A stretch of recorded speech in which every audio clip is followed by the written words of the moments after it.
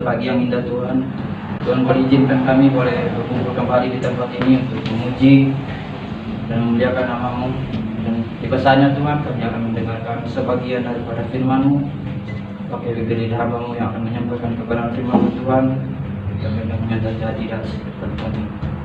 Ajar berikan kami telinga seorang hamba Tuhan mendengarkan apa yang Tuhan ingin sampaikan kepada kami pada pagi hari ini. Kami serahkan menit-menit ke depan Tuhan. Dalam nama Tuhan Yesus kami telah berdoa dan mengucap syukur. Haleluya. Amin. Shalom, selamat pagi semuanya. Shalom. Puji Tuhan, hari ini kita boleh sehat-sehat selalu. Semua karena penyataan Tuhan dan firman kita. Nah, saya sangat bersyukur bisa berjumpa lagi dengan teman-teman pada pagi hari ini, dan yang kedua kita pun sudah ada sehat-sehat. Dan saat ini supaya kita lebih semangat, antusias untuk mendengar firman Tuhan, saya ajak kita untuk bangkit berdiri. Di sini saya akan buat satu game. Rumusnya adalah ikuti apa yang saya katakan. Yang udah paham ini senyum-senyum, pasti mereka udah tahu. Nanti perangkatannya, tapi awalnya semua perhatikan. Rumusnya adalah ikuti apa yang saya katakan. Siap? Siap. Sekali lagi, rumusnya adalah ikuti apa yang saya katakan. Apa yang saya katakan. Sudah siap? Ya. Ayam, bebek.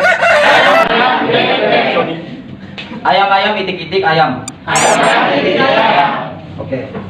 Sekarang yang semester 1 ya. Ayam, itik-itik, ayam, itik. Fokus. Ini fokus dan ya, fokus ya, apa yang saya katakan nanti fokus. Oke. Ayam, itik-itik, ayam, itik. Ayam, itik-itik, ayam, itik. Sekali lagi, ayam, itik-itik, ayam, itik. Ayam, itik. Ada berapa ayamnya? 3. Semester 1 ya, semester 1. Sekali lagi. Lebih kelihatan. Ayam, itik-itik, ayam, itik. Ayam, itik-itik, ayam, itik. Ada berapa itiknya? 3. 4-nya 3. Oke. Salah. Sekarang semester 3. Oke. Semester 3. Semester 3.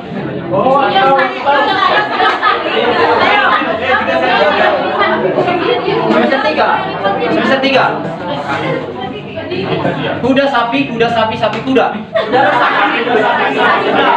Sekali lagi. Fokus ya, fokus apa yang saya katakan. Ikuti apa yang saya katakan. Sapi kuda, sapi kuda. Sapi kuda, sapi kuda. Kudanya berapa? 1. Sekali lagi ya. Terakhir ini semester 3. Sapi kuda, sapi kuda. Sapi kuda, sapi kuda. Kudanya berapa? 3. Salah. Oke. Sekarang semester 5. Salah. Jawaban semester 1 dan semester 3 salah. Oke. Ulang. Ini kalau udah benar semester 5 berarti yang semester atasnya enggak perlu.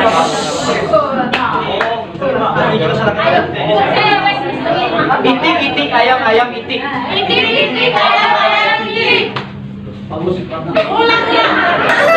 Ayam, itik, ayam. Ayam, itik, ayam.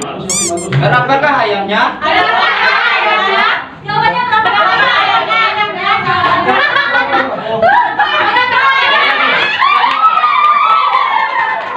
Sekali lagi, paham? Ayam, itik-itik, ayam. Benar? Itik, ayam. Itik, ayam. Berapa ayamnya?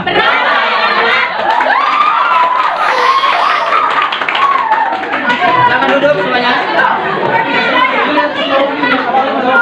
Ya, karena semester 5 udah benar, semester 7 dan semester 9 pastinya.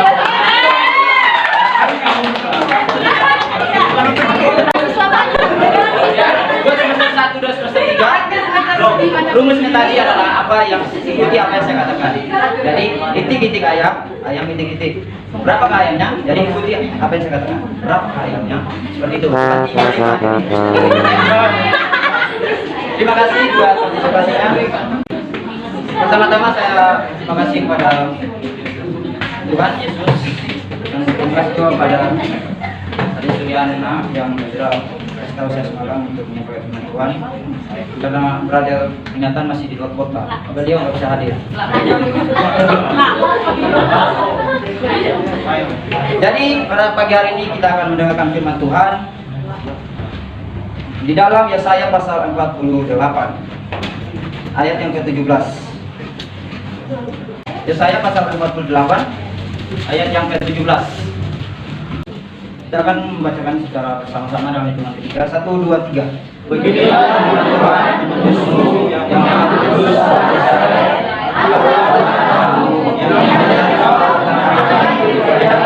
yang menuntut engkau di jalan yang lurus. Amin.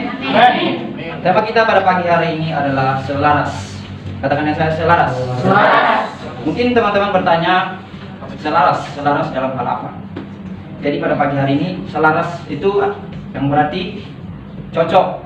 Selaras itu sama. Jadi kita selaras dalam hal apa? Pada pagi hari ini saya menyampaikan bahwa yang selaras itu apa? Yang selaras itu adalah kita. Selaras dengan kehendaknya Tuhan. Amin. Selaras dengan apa yang Tuhan mau dalam kehidupan kita. Bagaimana kalau kita nggak selaras?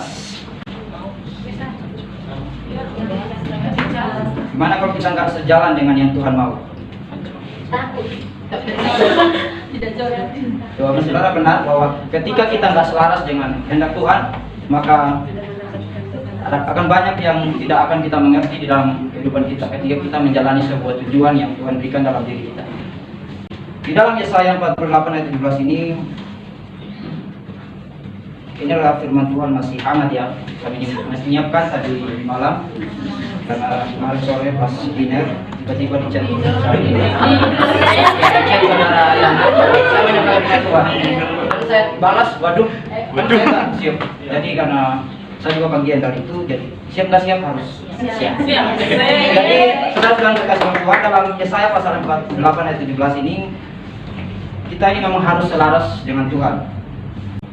Kita harus selaras dengan apa yang Tuhan mau di dalam kehidupan kita. Kalau kita selaras dengan Tuhan, maka kita akan menjadi generasi yang berani. Yang berani dalam hal apa? Kita berani dalam menepati jalan-jalan kehidupan ini. Ketika kita ikuti, ketika kita taat apa yang Tuhan kehendaki, maka kita akan aman bersama Tuhan dalam goncangan apapun. Kita tetap maju terus. Jadi saudara lihat hari ini ada begitu banyak orang yang sedang isoman, di sini isoman, di sini ada yang isoman ya, sini isoman ada terpapar, dan di sini pun ada yang dipanggil Tuhan pulang. Jadi bersyukur saudara kalau hari ini nggak sakit dan nggak terpapar COVID. Ada begitu banyak orang yang hari-hari ini meninggal karena dikarenakan COVID.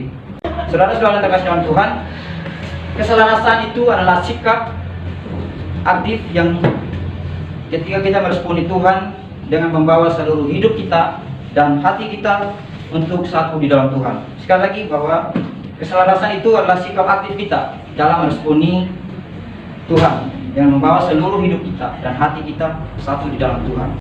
Bagaimana supaya kita selaras dengan apa yang Tuhan mau, dengan apa yang Tuhan kehendaki dalam kehidupan kita. Pada pagi hari ini saya akan membagikan 3 poin supaya kita selaras dan sejalan yang Tuhan kehendaki dalam kehidupan kita. Yang pertama yaitu pengenalan. Di dalam Hosea pasal 4 ayat 6. Bisa salah satu dari saudara membacakan. Hosea pasal 4 ayat 6. Hosea pasal 4 ayat 6. Umatku binasa karena tidak mengenal Allah. Karena engkau yang menolak pengenalan itu, maka aku menolak engkau menjadi imamku. Dan karena engkau melupakan pengajaran Allahmu, maka aku juga akan melupakan anak-anakmu. Ya, saudara bisa lihat di situ. Umatku binasa karena tidak mengenal Allah. Di bagian A. Umatku binasa karena mereka tidak mengenal Allah. Karena engkaulah yang menolak pengenalan itu, maka aku menolak engkau menjadi imam. Saudara, umatku binasa karena mereka tidak mengenal aku, tidak mengenal Allah. Jadi, umat binasa bukan karena mereka nggak baca Alkitab. Kita binasa bukan karena kita nggak pergi ke gereja, kita nggak ikut komsel, atau kita nggak doain orang, atau apapun itu. Tetapi firman Tuhan katakan bahwa umatku binasa karena tidak mengenal Allah. Jadi memang kita perlu kenal Tuhan secara benar, supaya kita hidup buat Tuhan. Seperti tadi ketika kita menyembah, ketika kita tahu siapa yang kita sembah, maka kita akan sungguh-sungguh menyembah Tuhan. Jadi saudara-saudara terkasih dalam Tuhan, kita perlu kenal siapa yang kita sembah. Jadi ketika kita menyembah Tuhan jangan bermain-main, berarti saya jamin kita pura-pura nggak tahu, atau kita nggak tahu siapa yang kita sembah ketika kita datang ibadah di pagi, siang, sore, setiap harinya. Teman-teman, di dalam Yohanes pasal 4 ayat 22, bisa dibaca saudara Islami. Yohanes pasal 4 ayat 22. Yohanes 4 ayat 22.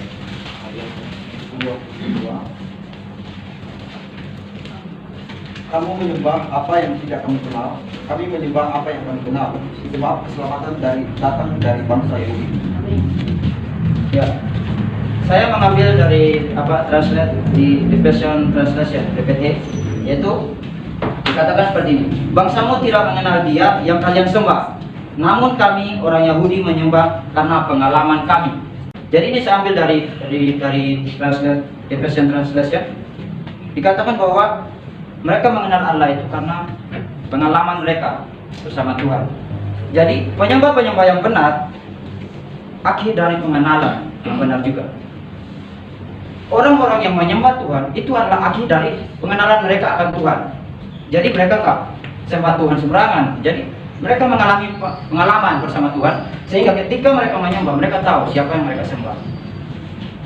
Tidak ada penyembahan tanpa pengenalan. Sekali lagi saya katakan bahwa tidak ada penyembahan tanpa pengenalan. Seperti yang saya katakan tadi, bahwa nggak akan ada penyembahan kalau kita nggak mengalami pengalaman bersama Tuhan. Karena penyembahan itu adalah respon cinta kita kepada Tuhan. Sekali lagi katakan bahwa penyembahan, worship, itu adalah respon kita kepada cintanya Tuhan. Jadi ingat saudara bahwa kita harus mengenal siapa yang kita sembah. Itu poin yang pertama, bahwa pengenalan. Poin yang kedua itu pengejaran. Di dalam Kisah Para Rasul pasal 13, saudara Kak Sri baca. Kisah Para Rasul pasal 13 ayat yang ke-22. Kisah Rasul pasal 13 ayat yang ke-22. Setelah Saul disingkirkan, Allah mengangkat Daud menjadi raja mereka. Tentang Daud, Allah telah menyatakan, Aku telah mendapat Daud bin Isai, seorang yang berkenan di hatiku dan yang melakukan segala kehendakku. Amin. Terima kasih. Kata berkenan. Ini ayat yang sangat familiar. Dikatakan di situ bahwa hatiku dan yang melakukan segala kehendakku. Saya bacakan dari King James Version, dalam bahasa Inggrisnya, yaitu di ayatnya yang terakhir ya. I found David, the son of Jesse, a man after my own heart, who will do all my will. Dikatakan bahwa after my own heart. After berarti setelah. Berarti ibaratnya seperti ini, after on my heart. Jadi setelah hatinya Tuhan diikuti oleh hatinya Daud. Sekali katakan bahwa setelah hatinya Tuhan diikuti oleh hatinya Daud. Jadi mereka berengan sama-sama. Dikatakan di dalam King James Version, a man after my own heart. Selalu ada hati yang kejar hatinya Tuhan, yaitu hatinya Daud, mengejar hatinya Tuhan, sehingga Tuhan berkehendak atas hatinya Daud. Berkenan itu adalah buah dari pengejaran hati Daud. Sekali lagi, perkenanan Tuhan atas Daud itu adalah buah dari pengejaran hati Daud. Jadi ketika Daud mengejar hati Tuhan, maka dia mendapatkan apa yang dari Tuhan, yaitu berkenan di hatinya Tuhan. Jadi sekarang buah dari apa yang pengejaran hati Daud pada Tuhan. Pengejaran, jadi bukan pengajaran, pengejaran, kejar. Daud ini mengajarkan satu hal yang beda banget. Beda banget, kenapa? Karena dia nggak takut kehilangan apapun selain hatinya Tuhan. Jadi dia selalu, itu tadi pujian mengatakan bahwa ini firman Tuhan, satu hal yang kurindukan ya Tuhan. Itu sebenarnya deep banget. Satu hal yang kurindukan ya Tuhan, berdiam di rumahnya Tuhan, di hadirat Tuhan. Di dalam Mazmur pasal 23 juga bahwa dikatakan di sana bahwa aku tidak pengen apa-apa lagi. Itu kata Daud. Pasal di 4 pasal setelahnya, pasal 27. Mazmur pasal 27. Ayat yang keempat. Ayat yang keempat, satu hal yang telah kuminta kepada Tuhan, itulah yang ingin diam di rumah Tuhan seumur hidupku, menyaksikan kemuliaan Tuhan dan menikmati baiknya. Amin. Baik. Jelas bahwa satu hal yang Daud rindukan bagi dia menjadi Tuhan selamanya. Dari segala yang Daud punya, dia nggak mau apapun selain Tuhan, selain berdiam di rumahnya Tuhan. Jadi Daud, saya katakan bahwa Daud ini bisa bilang Daud ini nggak mau butuh apa-apa selain butuh Tuhan. Daud need Jesus. Jadi terkadang kita ya kembali, aku butuh Tuhan supaya aku diberkati. Aku butuh Tuhan supaya aku mengalami kelegaan. Aku butuh Tuhan supaya aku mengalami kesenangan. Kita keseringan seperti itu. Padahal kebalik, yang kita senangkan itu seharusnya adalah Tuhan, menyenangkan hati Tuhan, bukan Tuhan yang menyenangkan hati kita. Amin saudara. Amin. Jadi itulah poin yang kedua, bahwa kita harus mengejar hatinya Tuhan seperti Daud, supaya kita mengalami keselarasan, seirama dengan apa yang Tuhan kehendaki dalam kehidupan kita. Poin yang ketiga, yang terakhir adalah berserah. Di dalam Galatia pasal 2 ayat 19, akan ada banyak ayat yang akan saya sampaikan pada pagi hari ini. Dalam Galatia pasal 2 ayat yang ke-19 sampai 20.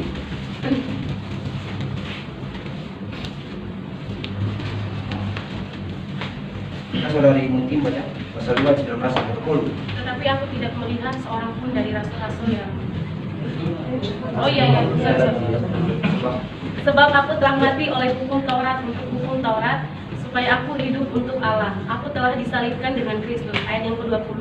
Namun aku hidup, tetapi bukan lagi aku sendiri yang hidup, melainkan Kristus yang hidup di dalam aku, dan hidupku yang kuhidupi sekarang di dalam daging adalah hidup oleh iman dalam Anak Allah yang telah mengasihi aku dan yang menyerahkan dirinya untuk aku. Amin. Terima kasih buat namanya. Jadi di ayat yang ke-20 saya garis bawahi, namun aku hidup, tetapi bukan lagi aku sendiri yang hidup, melainkan Kristus yang hidup di dalam aku, dan hidupku yang kuhidupi sekarang dalam daging adalah hidup oleh iman. Jadi yang saya garis bawahi ayat yang ke-20 bahwa aku hidup, tapi bukan aku lagi sendiri. Jadi artinya adalah bahwa kita nyerahin apa yang kita punya. Kata nyerahin sepenuhnya. Jadi terkadang kita berpikir bahwa semuanya kita serahkan dalam Tuhan. Tapi ada juga bahwa menyerahkan sepenuhnya kepada Tuhan itu ada juga sebaliknya. Artinya ini seperti ini. Kita mengizinkan segalanya Tuhan dalam diri kita.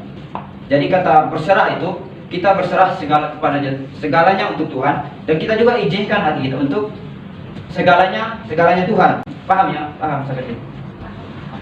Sekali lagi bahwa kita berserah penuh. Artinya semuanya kita serahkan sama Tuhan, berserah penuh sama Tuhan.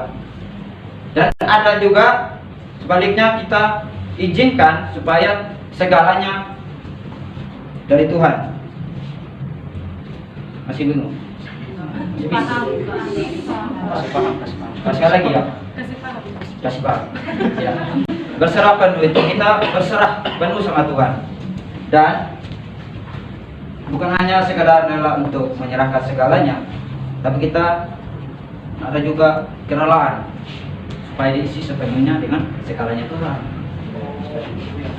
Jadi saudara-saudara terkasih dalam Tuhan, terkadang kita merasakan tidak enak ketika Tuhan mengizinkan sesuatu yang di luar apa yang kita pikirkan. terkadang menyakitkan apa yang Tuhan izinkan tidak sesuai dengan ekspektasi kita. Dan kita sering menyalahkan Tuhan, sering kecewa sama Tuhan. Padahal katakan tadi bahwa kita juga harus rela diisi dengan segalanya Tuhan. Bukan berarti ketika Tuhan panggil orang yang kita sayangi atau orang tua yang Tuhan sudah waktunya dia pulang, terkadang kita lari dari apa yang sudah kita lakukan sebelumnya ketika sudah orang yang kita sayangi dipanggil oleh Tuhan. Saya belajar satu hal dari Pastor Patina Sarani, mungkin saudara tahu ya, beberapa teman. Ketika bapaknya, dia adalah mantan bandar narkoba, ketika bapaknya meninggal dipanggil oleh Tuhan, ada satu kata yang dia katakan bahwa terima kasih. Dalam kata terima kasih itu dibagi dua, terima dan kasih. Artinya bahwa apa yang sudah ia terima daripada Tuhan, dia kasih kembali sama Tuhan.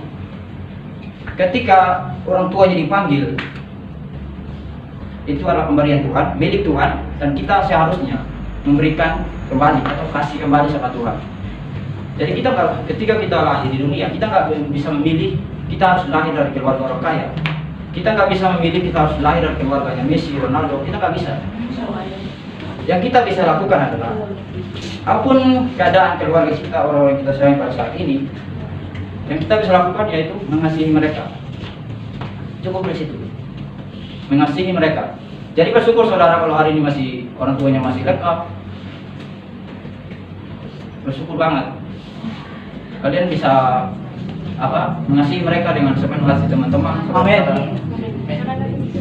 Jadi ketika Tuhan mengambil sebagian dalam hidupmu, ketika Tuhan mengambil sebagian dalam hidupmu, maka saudara harus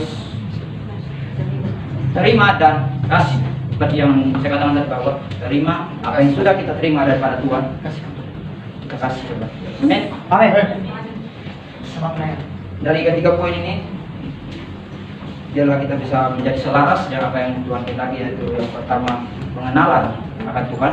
Bagaimana ketika kita menyembah Tuhan, kita harus kenal siapa yang kita sembah, siapa yang kita puji setiap hari. Dan yang kedua itu pengejaran. Biarlah kita menjadi seperti Daud yang mengejar hatinya Tuhan untuk menyenangkan hati Tuhan, bukan sebaliknya. Dan yang ketiga itu berserah. Jadi kita harus berserah penuh. Memang nggak enak ketika kita berserah dengan Tuhan, dan ketika Tuhan mau isi yang segalanya Tuhan, kadang kita nggak terima. Dan pada pagi hari kita belajar bahwa apa yang sudah kita terima, kita izinkan dan kita berikan kembali kepada penciptanya. Amin saudara. Amin. Dan kita akan nyanyikan lagu yang tadi di bagian red.